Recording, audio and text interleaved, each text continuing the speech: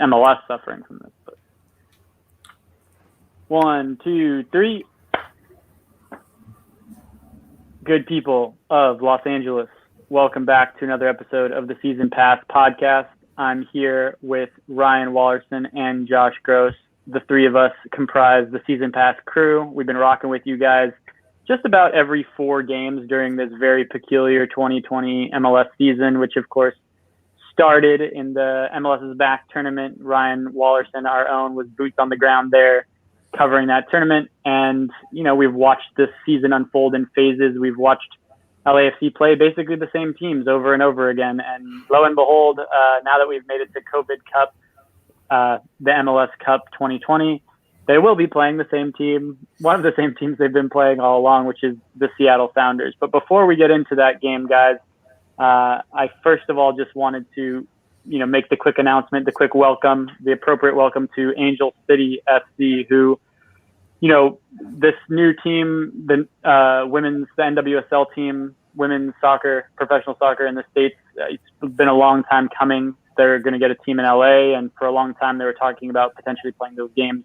down at the Galaxy Stadium or a third site, but it looks like, in my view, they made the right choice and partnered with LAFC to host their games at Banc of California Stadium. So come 2022, it won't just be LAFC, hopefully with fans by that point, but also Angel City FC. And shout out to Lindsay, Mark, and all the people at Bring NWSL to LA who, we had them on our sister podcast, FCFC, talking about the importance of having the women's game here.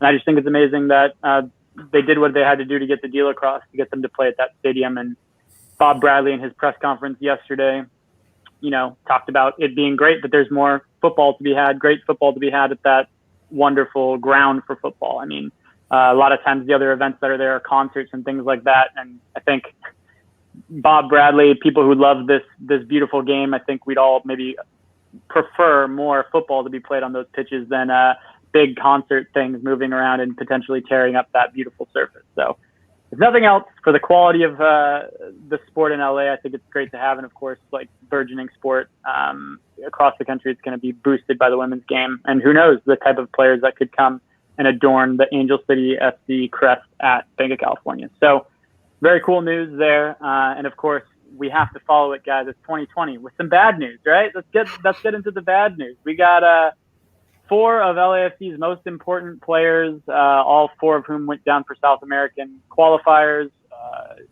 over this last window. Brian Rodriguez, Diego Rossi, 2 DPs for LAFC, the latter of who became the youngest player to ever win the Golden Boot in MLS this season. I think his goal tally was 14. It was.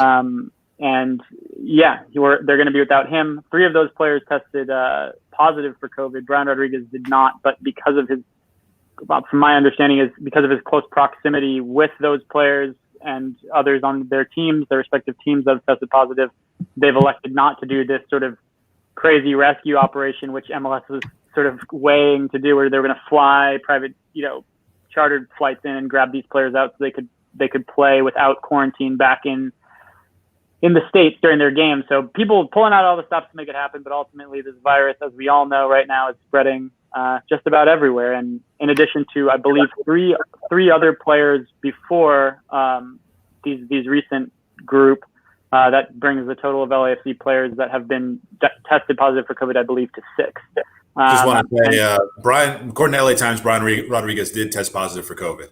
Oh, so did he? So that's as of okay. Yesterday. That must be as of yeah, yesterday.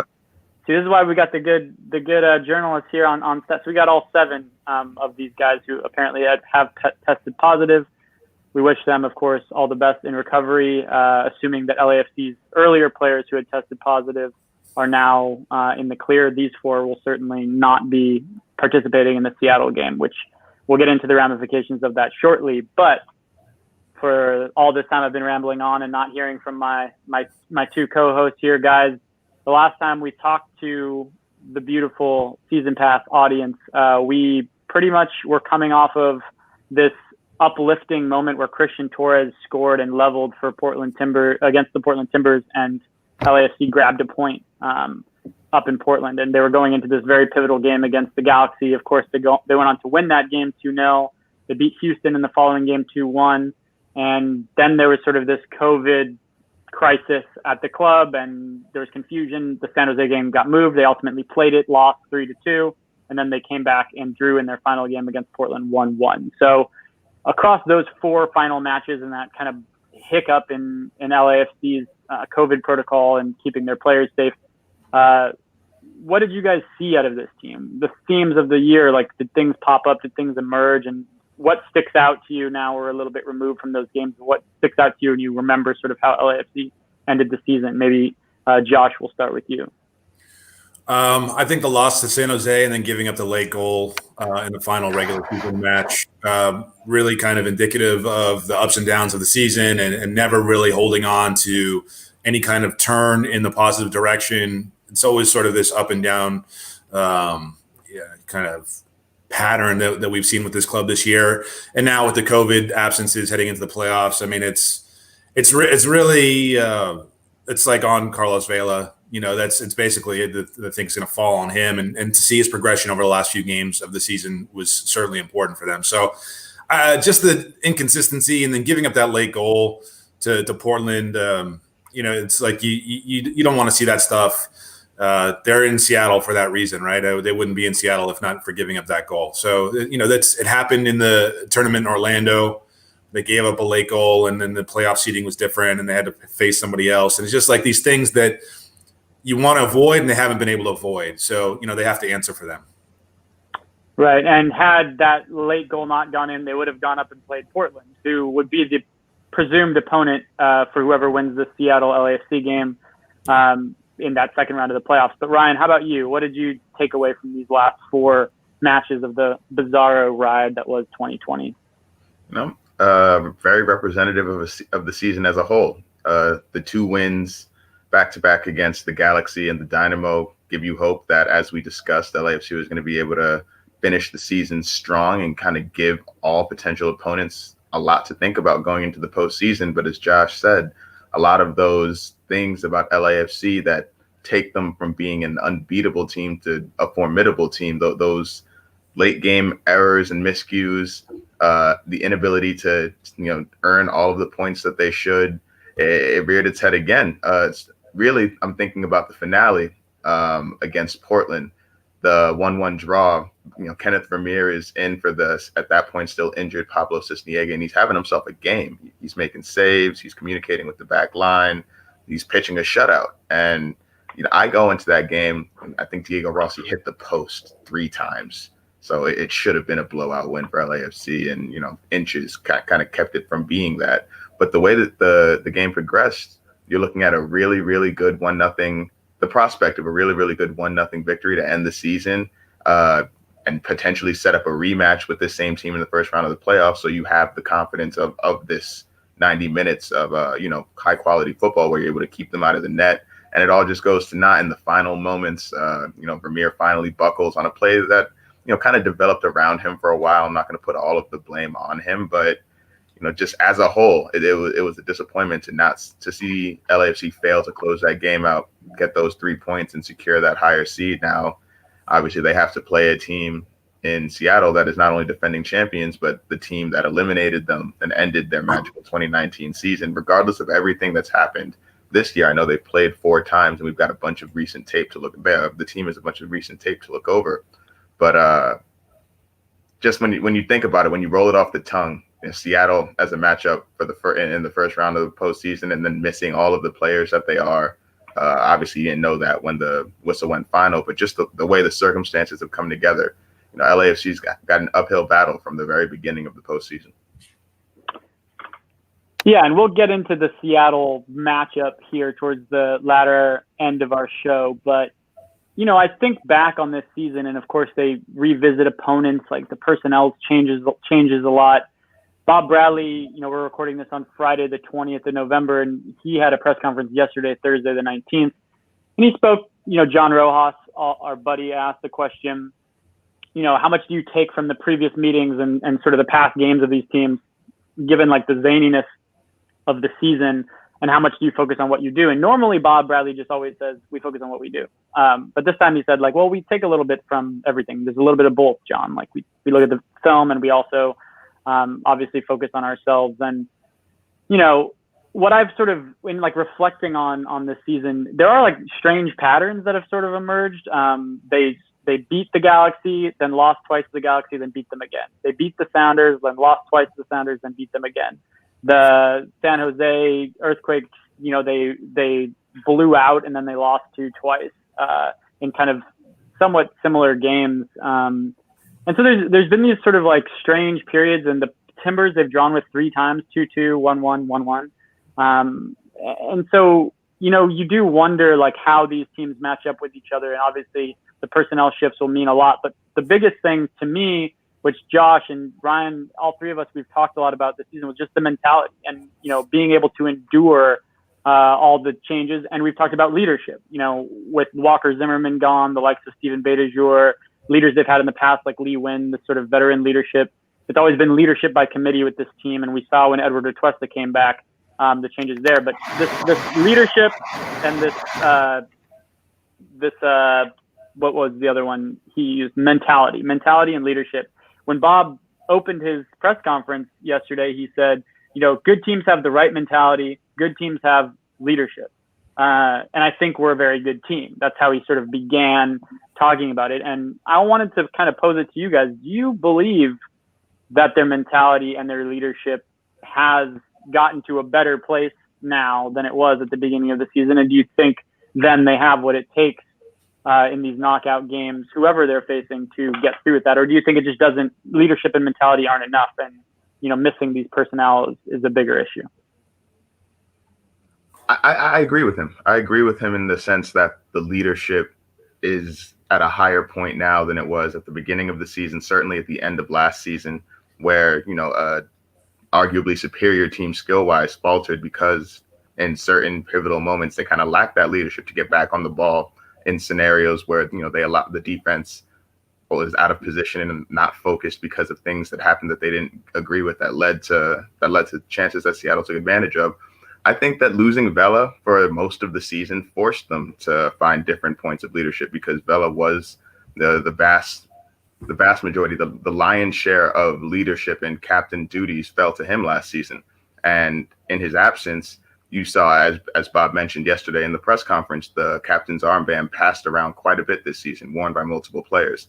I think that that's important, and that responsibility isn't lost on the players. And so every single player who did, puts their own flavor to that role of being captain, of leading the team. And the fact that they had so many different players in and out because of sickness, international duty, just decisions not to play.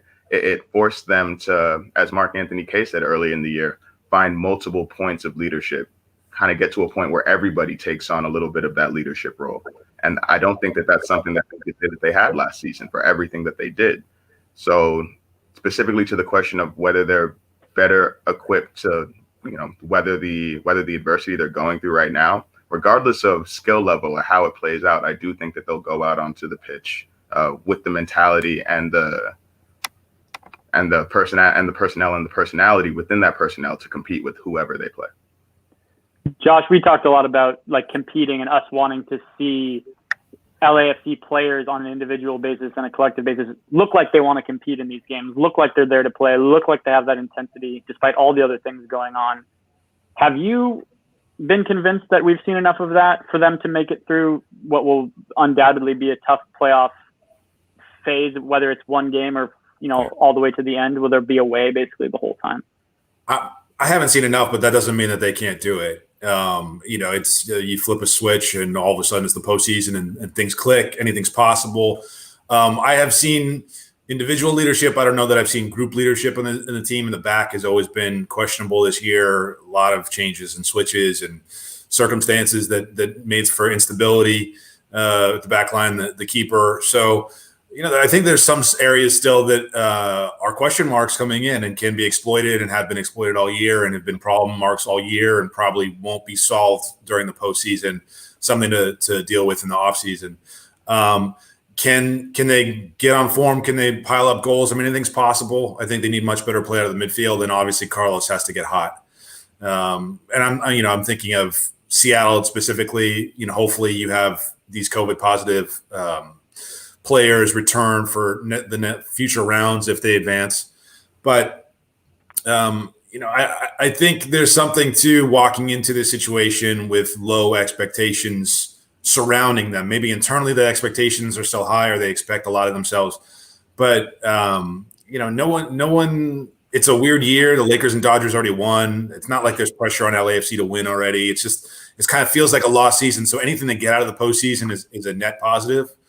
And if players emerge who show that, on the biggest stage and the biggest moments, we can, right the ship, we can work together, we can move forward together, then all of that leads, to December and CONCACAF Champions League, and then the start, hopefully, of what's a more typical MLS season in 2021. So long-winded way of saying no. I think there's still a lot of question marks, but you have the guy who was the best player in the league. He seems to be getting back on form, and it's knockout the entire way, right? It's one and done the entire way. Anything's possible in that format. That's a very good point. Absolutely. And I think, John Thorrington and maybe Will Coons, if they were here, and certain more astute people of the LAFC community might say, point to the money they got for Walker Zimmerman, but, seeing him win Defender of the Year, seeing what he did in Nashville, like losing a figure like that, even if you can say what you will about his pace or his some of his choices or decision making as a leader, it does seem he was such a big part of keeping that backline cohesive. And now with the players that are missing and these other personnel switches, I think from the back to the front, LAFC is sort of having to mix and match what they would consider their best 11. In place of these four players, we really have, in all likelihood, according to what Bob Bradley said, Al Munier, Eddie Segura are our options at right back, with Tristan and Murillo in the center of the defense. And then on the left back, we're probably going to see Jordan Harvey, I assume. And having no Chiqui Palacios there. And then the midfield three would look something like Edward Atuesta, Marc-Anthony Kaye has returned, and, either a Latif Blessing or a Pancho Janela. And then up top, you'd have Carlos and some combination of, Latif, Danny Musovski, BWP, who was, comeback player of the year, and of course, Christian Torres. So I found it fascinating that Bob, again, I'll say it one more time, not to throw him under the bus. 2020 was a weird year. At the beginning of the season, I asked him if any academy guys were going to be into the first team this year. It was like a hard, cold Bob Bradley, icy no. And now we might potentially see Christian Torres start in Seattle during a playoff game in the MLS Cup playoff. So, and he was talking about, he was asked whether Diego Rossi's absence, how you fill those shoes and things like that. And they said, we're hoping Christian can play as well as Diego. Maybe he can play better than Diego. And he's saying some wild things, but the type of audacity that I like to see out of a manager, and sort of believing in your players in that sense. And like you said, Josh, without the expectations that have maybe been on their shoulders in the past or might otherwise in a normal circumstance, all these factors have sort of taken some of the pressure off LAFC, I believe. And so, guys, like looking now at Seattle and at this this matchup between these teams, and of course, Seattle's been to MLS Cup 3 out of the last 4 years, winning 2 of them. They are historically excellent in the postseason. They seem to have the right blend of experience and talent that often gets you far. And for this game, they'll just be missing one player, which is their central defender, Paulo. Oh shoot, his name's escaping me now. It's he was down in South American qualifying. Jenga, maybe is his last name. He's going to be the only notable absence from their squad. So Rui Diaz, who contracted COVID before, was down there for Peru, but since he doesn't have to go through the protocol of quarantining since he's already had the virus, he's actually going to get to play in this one. And he was part of a best 11 selection along with Jordan Morris and Nico Ladero. So, yeah, what are we thinking about this matchup? What are we feeling, given some of those personnel options that Bob has at his disposal versus, what will probably be close to the strongest starting 11 for Seattle? I'll note that Seattle didn't have the high-flying finish to their season that they maybe looked like they would have at one point. There was a little bit of hiccups there at the end with some of their results. But maybe Ryan, you want to kick this one off with what you think this Seattle team in this instance and this LAFC team in this instance look like when they're going to be going against each other? Well, the COVID Cup is definitely taking its toll on LAFC, because obviously they're going to be down some important members going into this game, and it's going to be a next man up mentality. So like I said, they're facing an uphill battle from the very beginning of the postseason. You're playing in Seattle on turf against a team that's at near full strength and used to playing on turf to, as you said, very successful results. It's going to take a really complete team effort from LAFC. They're, as Josh said, they're going to have to defend better and well for a 90-minute stretch. Defending well for 85 minutes and having the wheels fall off in the final stages, I think gets them eliminated, because I do believe this is going to be a close game.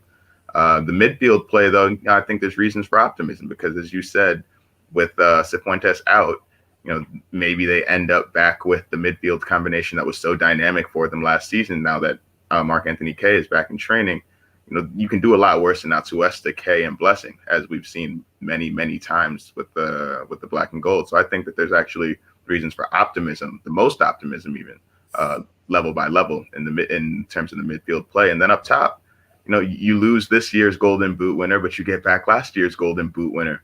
I don't think it's a wash. I think that you obviously want them to have both of them out there, because, for so many times this season, for different reasons, we haven't been able to see Vela and Rossi combine like we did last summer. But as you said, a series of extraordinary circumstances has kind of paved the way for Christian Torres to potentially, see significant time in this game against Seattle. He has the confidence of his head coach. He has the experience of the final games in the season where he saw minutes. He has the experience of scoring his first goal. Hopefully all of these things come together, and if he does see a lot of time, he can, affect the game positively for LAFC. But I think the key for the offense is obviously going to live through Vela. He's your best player. If the team is at full strength, he's still your best player. He's arguably the best player in the league, and he's had time to work himself back to fitness. His offensive production in an extremely limited sample size bodes positives. I like what I've seen from him since he's come back. So hopefully he's able to find some of that 2019 magic, and he can just carry the team through until they can get some more reinforcements for a second round. But LAFC, they're up against it in this game just based on the matchups, the circumstance, the location, the turf, all of that stuff. It doesn't trend toward them. So, right. I think there's a sense of embracing the underdog mentality here for them, specifically in this first round matchup. Bob did not say he's accepting the underdog, tag from the reporters when he was asked about it.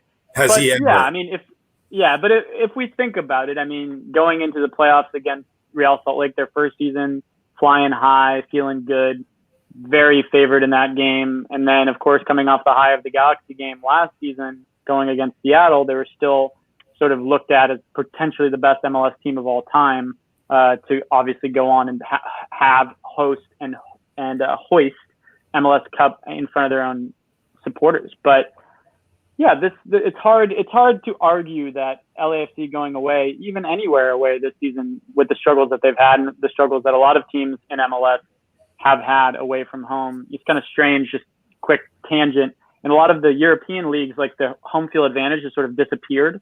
And you see like what would usually be a home field advantage, being eliminated by teams because there's no supporters in the stadiums. A lot of times in MLS, it's actually like maintained its advantage and disadvantage because of the travel and logistics associated with it, is what it's attributed to. And obviously these teams like Seattle and like Portland, if LAFC advance and Portland advance, another turf game, these different surfaces and sort of the different climates that teams have to play in MLS. But this, I kind of want to focus on that one first word, the underdog word. And if we look at the last position, mainly in contention here, it's Kenneth Vermeer and Pablo Cisniega. Bob saying Pablo's back in training. It's going to be a game day decision, apparently, who's going to get the nod to start. But Josh, you're leading an underdog side, if not by name, at least on paper. In your Bob Bradley, which one of those two goalkeepers would maybe you want to favor in a game like this? And in general, on your end, what do you think LAFC has to do, maybe even focus defensively, given Seattle's high-powered attack and the goals they've put past LAFC this season? What do you think has to happen for LAFC to get out of Seattle with a victory? I would go with the keeper who's in better form, who's been practicing. Neither of them distinguished themselves in a real big way as the number one this season. So I think whoever's, Bob feels right now is in better form is the one who should get the nod. I think not making major mistakes and not giving up late goals. I mean, this team plays long stretches, looks good, holds on to favorable conditions, then just lets them disappear. And we've seen that. It was the first season sort of dynamic with this squad. They got rid of it in season 2. This season is brought back, but it's been so weird in so many ways. So I think not hurting yourself is the first thing. But that goes for every team. Some teams can get away with it more than others. I don't think this team can get away with shooting themselves in the foot, not capitalizing on an open net or an opportunity to make Seattle feel like they have to play out of their style or make them uncomfortable. It's not as simple as just saying go play your game, because their game is so fractured and they haven't really been cohesive, and I feel there are real question marks in the back. So don't get behind early, don't allow Seattle to get comfortable. If you can, get ahead, but if not, keep it tight. Make it a game, make it a struggle, make it a real midfield war. I think the midfield has to step up. Edward Atuesta has to have one of his best games of the season. And then you rely on Vela, because the ball will be on his left foot and he'll have his opportunities, and whether he capitalizes and converts. That's, I think, the things that the formula for what LAFC has to have happen in order for them to win. I can't imagine Seattle going in and just laying an egg and not performing. I'm with Ryan. I think this will be tight and competitive and, all the way to the end. Don't see a blowout either way, but if it is not competitive, I think it's in Seattle's favor. So, that's the thing. Just be consistent, play to the spots where you need to be. Don't try and do too much. Let the game come to you. And then, just compete. That's really all you can do. LAFC probably shouldn't win this game. And, whether they do or not, I think is incumbent a lot on their attitude and how they hold on. And, do they make mistakes, and how costly are those mistakes? So it's a formula I think most people know, but with this team, it really rings true. And I'm not sure that they can survive if they do those things. Bob Bradley also told reporters on the bright side of not having these 4 players to return and sort of reincorporate into the team before this game and make your team selection based on, just a day of training or something like that, that the group that he has had is the group that they have to play with. So the group that they've been training all this time together, and that this group's mentality is, quote, fantastic. So he mentioned at the end of his press conference that the word he used was intensity. Of course, he talked about the small details, making the right choices quickly, just the little things that they work on in training, doing that quickly and having that intensity. I think if you are watching this match and you see LAFC players more or less turned on and having that intensity, even in small, maybe seemingly innocuous moments, if you're seeing that intensity, it bodes well for this, again, to be a close game. And I agree with Josh. The closer game would favor LAFC. And, unless something super outlandish happens and they can get ahead by many goals, I think that's the way they're going to have to win this one, which, of course, then if they do, the sky's kind of the limit for the postseason, because they would have knocked out who a lot of people are favoring to not only get through on the West side, but to lift MLS Cup. And, of course, avenge the loss of last season. But it's shaped up to be a good duel between these two teams. And, hearkening back to the Diego Rossi first goal against the Sounders song days up in CenturyLink, this is a team that's won in Seattle. They've fared decently well in Seattle apart from this season. So I don't know, guys. We've got it all to look forward to. This game is going to be Tuesday, November 24th at 7:30 p.m. A mere, 12 hours after I'm set to finish a 100-mile race that I'm going to do self-supported around Los Angeles, starting Monday morning, finishing sometime Tuesday morning. I don't know how it's going to all shake out for me. If you guys don't see me back on Season Pass, you'll know that I was either eaten by a cougar or accosted by the police for being out after dark. I don't know what's going to happen. So it'll be a fun one. It's a 7:30 kickoff, Pacific Standard Time, Tuesday. And the truth of the matter for LAFC is, regardless of what happens in this game or the rest of the MLS back tournament, they do have more games this season. They will be facing Cruz Azul in CONCACAF Champions League action. It might even be 9 months to the day from when this game was supposed to be played. I believe it was supposed to be played on March 16th or something around those lines, and it's going to be played December 16th. I believe they're planning a Orlando-style MLS back bubble, but for CONCACAF Champions League. Right. The various teams from Mexico and a couple MLS teams who have still survived will feature in that one, and they'll have a chance at another trophy. Who knows how bruised and battered and able some of these teams will be, and who knows what the COVID situation will be like around December, which, in all the projections are true. It looks like it might be significantly worse, and maybe they'll have to bump that again, and who knows. But we do know they can pull off a tournament in that bubble, as Ryan Wallerson can attest.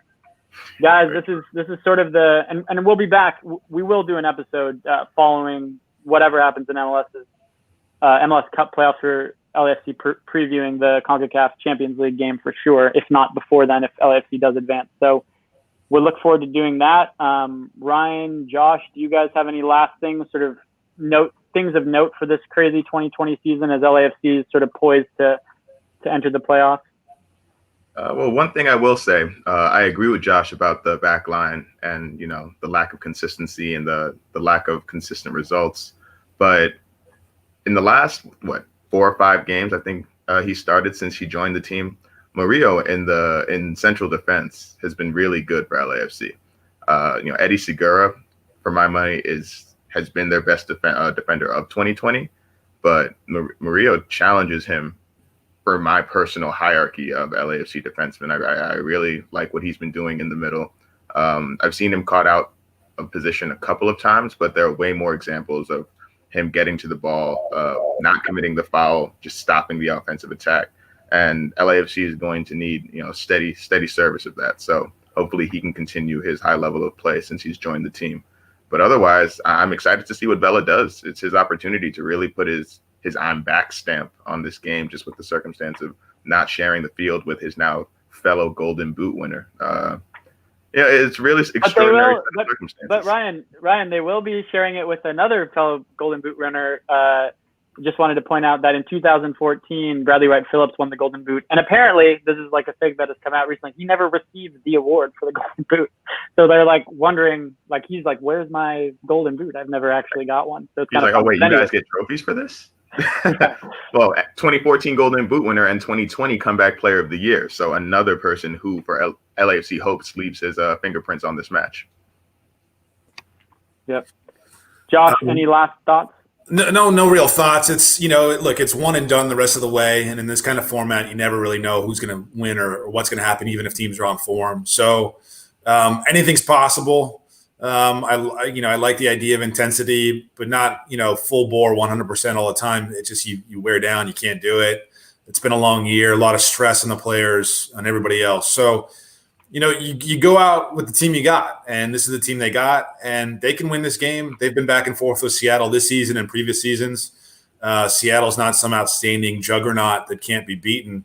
So, I just think being on point in the first 15 minutes, not giving up cheap goals, not making mistakes that have cost them traditionally when they've suffered in matches. Easier said than done, but those are the ingredients. And, we could be talking about a deep run for this team. I think everybody in MLS, it seems like, wants to point to LAFC as the team to beat, right? Or the team you don't want to run into. And that died down a little bit, I think, after the last 2 matches of the season. But that was the energy of everybody was saying, oh, you don't play LAFC, you don't want to play LAFC. I don't think Seattle cares. I don't think they're scared of LAFC one bit. I think they enjoy playing LAFC and beating them when they can. So, this is looking forward to competitive matchups. And I think across the league, which is obviously struggling, and they laid off over 500, or I don't know how many employees they laid off, but they laid off a good chunk of employees recently, the league does. So everybody, knows the circumstances in the world, and yet here we are still talking about this months later. I think the most important thing is that if LAFC goes out after this match, how does that translate to regrouping for CONCACAF Champions League? Do you want to get form in these playoffs and build towards that? Or is it okay? I mean, it's not ideal, you lost, but can you take the time away over the next month and prepare for that tournament? So, either way, there's things to look forward to and pay attention to that are important for this club. And they have opportunities. It seemed for a moment they may not even be in the spot. They may not even make the playoffs, and yet here they are. So reasons to look forward and feel good about yourself. And I think that's really what they have to embrace now as 2020 comes to a close.